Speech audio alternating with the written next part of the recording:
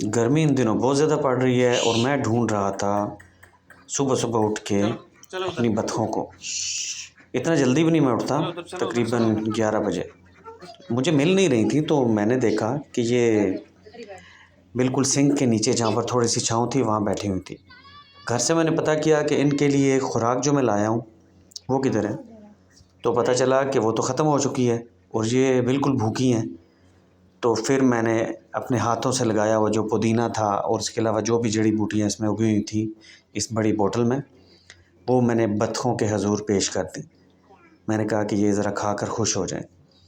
मैं इस वीडियो के एंड पर आपको दिखाऊंगा कि इन्होंने वो सारा सब्ज़ा खाकर इस बोतल की बिल्कुल शक्ल ही तब्दील करके रख दी। पहचान नहीं पाएंगे कि इन्होंने क्या किया। लेकिन एक बात तो ये है कि हमारे घर की रौनक है ये, और अनकरीब हम इन्हें गाँव भेज रहे हैं।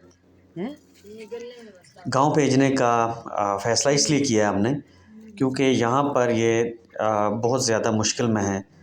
पूरे घर हम तीसरे फ्लोर पर रहते हैं, बिल्कुल टॉप पर, और ये जितना भी फ्लोर है ये सारा पक्का फ़र्श है, तो बहुत ज़्यादा तप चुका होता है, गर्मी बहुत ज़्यादा होती है। तो फिर सारा दिन ये कभी वरांडे में आ जाती हैं, कभी बेडरूम में इवन वहाँ घुस जाती हैं, क्योंकि बाहर बहुत ज़्यादा गर्मी होती है। तो फ़ैसला हमने ये किया कि इनको गांव भेज देंगे। वहाँ पर बहुत अच्छा माहौल होता है, कच्ची जगह होती है, छाँव भी होती है बहुत ज़्यादा, तो ये वहाँ बहुत ज़्यादा खुश रहेंगी।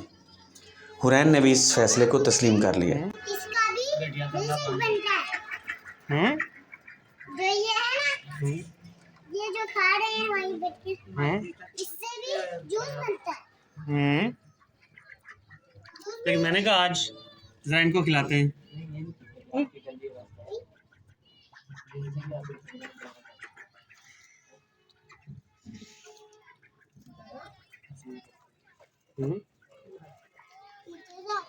हाथ में